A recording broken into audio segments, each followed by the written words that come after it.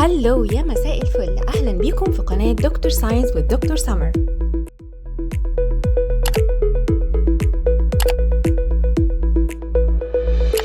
أبطال برايمر 3 أهلا بيكم، مكملين مع بعض شرح مادة الديسكفر للترم الثاني، وهنكمل مع بعض شابتر 1 من ثيم 4 واللي اسمه Connecting Forces أو الربط بين القوى. تعالوا بعد كده نتكلم على حاجة جميلة وممتعة جدا وهي الماجنت. ايه هو الماجنت؟ الماجنت يعني مغناطيس. طبعا كلنا اكيد لعبنا بيه كتير في حاجات مختلفة.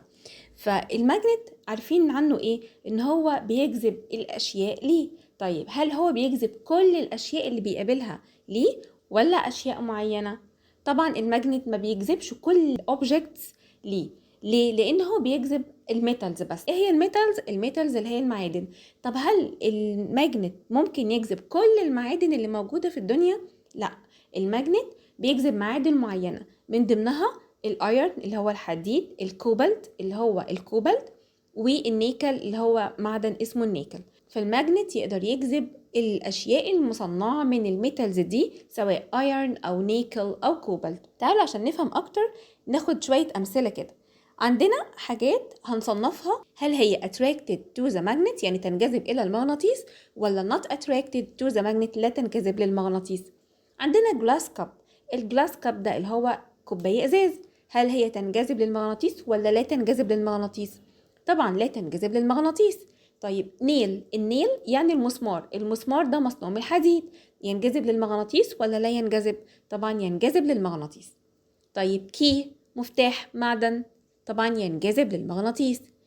envelope يعني ظرف ورق، ينجذب للمغناطيس ولا لا ينجذب للمغناطيس؟ طبعا الورق من المواد التي لا تنجذب للمغناطيس.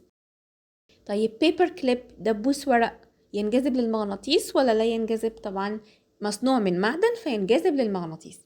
pencil، قلم رصاص، طبعا لا ينجذب للمغناطيس. scissors، مقص في معدن، طبعا ينجذب للمغناطيس. eraser اللي هي الأستيكة، طبعا دي لا تنجذب للمغناطيس. فاحنا بالتالي عندنا ال objects attracted to the magnet هي nail، key، paper clip و scissors. أما ال objects not attracted to the magnet هي glass cup، envelope، pencil و eraser. طيب علشان نبقى عارفين القوة اللي بيطلعها الماجنت علشان يجذب الأشياء اسمها القوة المغناطيسية، ودي اسمها ماجنتيزم.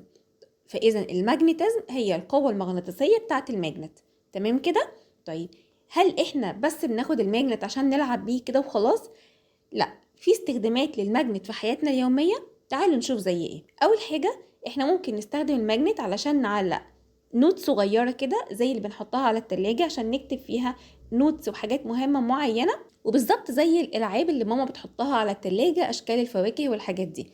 يبقى we can stick a note to a refrigerator with a magnet. في كمان بعض التويز، بعض الألعاب بتلزق في بعض عن طريق الماجنت. يبقى there are toys that use magnets to make blocks or train cars stick together.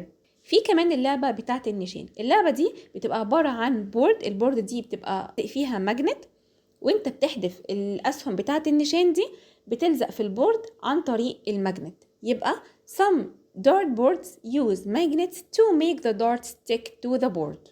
في كمان أحيانا بعض الوالتس، المحافظ، بعض البوكسز، بعض الكابينتس، بعض الدواليب بتقفل بالماجنت. يبقى magnets are sometimes used to keep wallets, cabinets or boxes closed. من أهم استخدامات الماجنت بقى إن في مغناطيس قوي جدا ممكن نستخدمه عشان نفصل المعادن اللي ممكن نعمل لها recycling، إعادة تدوير، من الجاربج. يبقى powerful magnets can help separate some metals that can be recycled from other garbage.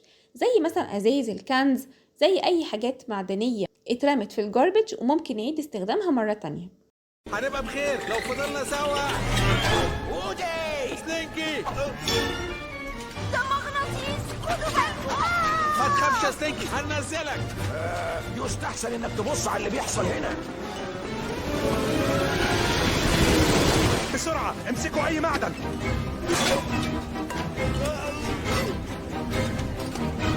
سمعت عليه؟ كده مش نافع. شكرا يا ودي. اشكرني في الآخر.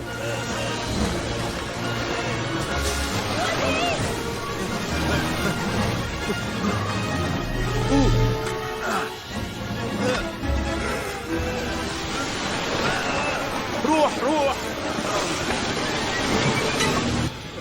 انا متشكر قوي. كلنا في الهوا سوا مش تعالى كده؟ نعمل كده check learning. لو قلت لك true ولا false. Magnets are used in some toys to make them stick together. صح ولا غلط؟ طبعا دي true. طيب we can use powerful magnets to separate some metals that can be recycled from garbage. ممكن نستخدم الماجنت علشان نفصل بعض المعادن اللي ممكن نعمل لها إعادة تدوير من بقية الجاربج. صح ولا غلط؟ طبعا دي true. وبكده يبقى احنا وصلنا لنهاية chapter 1 من الثيم الرابع. أشوفكم على خير. باي باي.